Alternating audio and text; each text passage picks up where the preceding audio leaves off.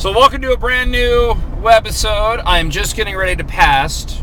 You know how often I just completely misspeak? Is that even a word? Misspeak? I'm really tired. How often I just say things that are wrong in terms of grammatical correctness. Is that a lot? It's hard when you talk all day long. And I said something on a webisode the other day, and I remember I watched it back and I didn't have time to record a new one, and it was natural because I wasn't trying to fake it, but I was like, wow, that makes no sense at all. That is completely wrong grammar. Anyways, I was just passing the red light cameras on Ina as I come up over here to Oracle as I'm heading home on Thursday. And I'm in a good mood. For no other reason than I'm in a good mood. I like the show today. I had a lot of fun on the show today. I always know when I have a good show, not only because I can sense that I had a good show because I had a good time, but I can tell by the wide range of emails that I receive that I had a good show. Especially when I get a lot of ones from people pointing out either things they liked, and then I get a lot of ones of people pointing out things they didn't like, or I just get emails of people complaining.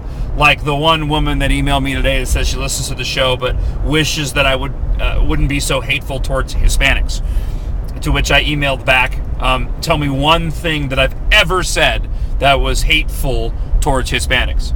People always point to the immigration update music. It always makes me laugh.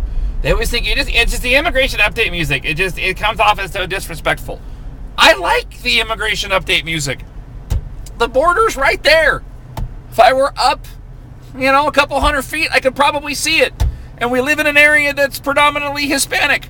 So when we talk about immigration, we're talking about people coming in from Mexico. I've explained this a million times, but for whatever reason, people just don't get it. Don't know why that is. Oh, and then I had the one of the person who thought that I was being mean because I was making fun of the guy that saw the double rainbow. It's a double rainbow. What does this mean? So usually what it boils down to is that I'm eliciting an emotional response from somebody. And so, therefore, I know that I'm at least affecting somebody in some way, shape, or form, which means that I was probably into the show and being passionate about it, and therefore they were getting something good or bad. They were having an emotional response. That's all I asked for. Just respond emotionally to me. That's all that I want. Not really. Really, all that I want is for you to listen to the show. Because, yeah. The one person that was complaining, by the way, about me being hateful towards Hispanics, saying, I know you have to do things for ratings.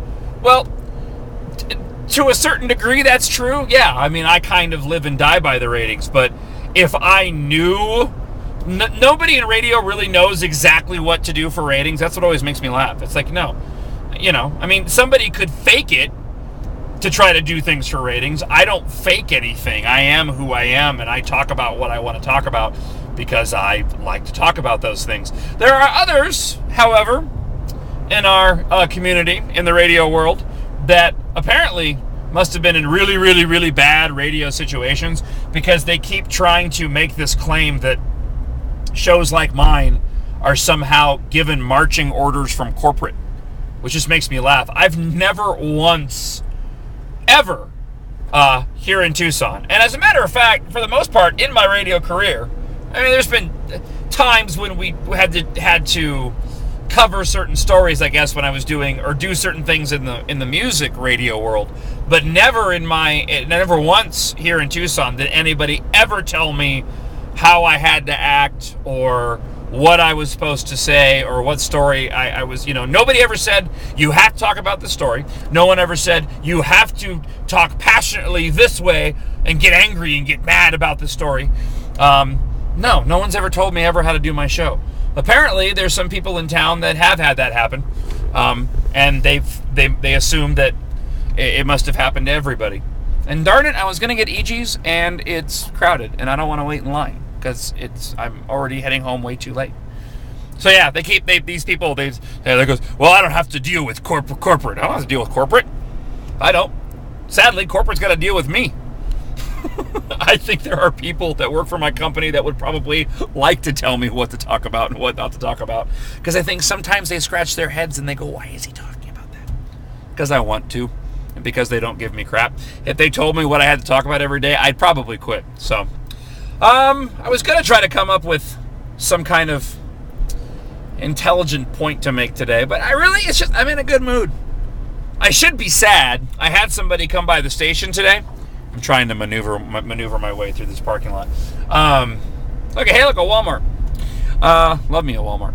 I had somebody come by the station today. I'll keep them anonymous, but they were giving me some insight into the inner workings of the city, and somebody, I don't know who, but somebody has got to step up and run a comprehensive audit of our city council and our city government. Somebody's got to start turning over some stones. You saw what happened in Bell, California. Did you see the latest one? Vernon, California, and I know that area really well because I grew up there. Vernon, California, it's like a population of like maybe 1,000 people. It was some just ridiculously small population. It turns out that the city manager there and like the city council was making like a $1 million salary, all because people weren't paying attention. All because for too many years, somebody was going and collecting tax dollars and they were reaping the benefits of it. And I know that if somebody ran an audit of the city and they could go and find out where all this stuff was hidden, because there's stuff that's being hidden from people because they can do that very well when it comes to local governments, things that private businesses can't do. Man, we'd see exactly why there's that big deficit when it comes to our budget. And I can tell you, it's not just because we pay for crap that we can't afford or stuff that we shouldn't be paying for. Now, I don't have time to do it. I got to do my show every day. Somebody should do it. Arizona Policy Institute should do it. All right, so there you go. I've rambled because I'm hungry. Because I've had an apple to eat this morning, and it's 12:30, and EG's was busy, and I couldn't get any food. And I should really stop staring at the camera and pay attention to driving. I'm going to go take a nap. I hope you had a chance to hear U of A Katie, now Town Hall Katie, on the show today, Thursday. Now you're watching this on Friday. But go back and listen to the podcast. We upload all hours of the show now. You can listen to them at your leisure in easy-to-use MP3 form, and it's free, along with this video. Because no way on earth would I ever charge you to watch these things. So, all right, talk to you later. Bye.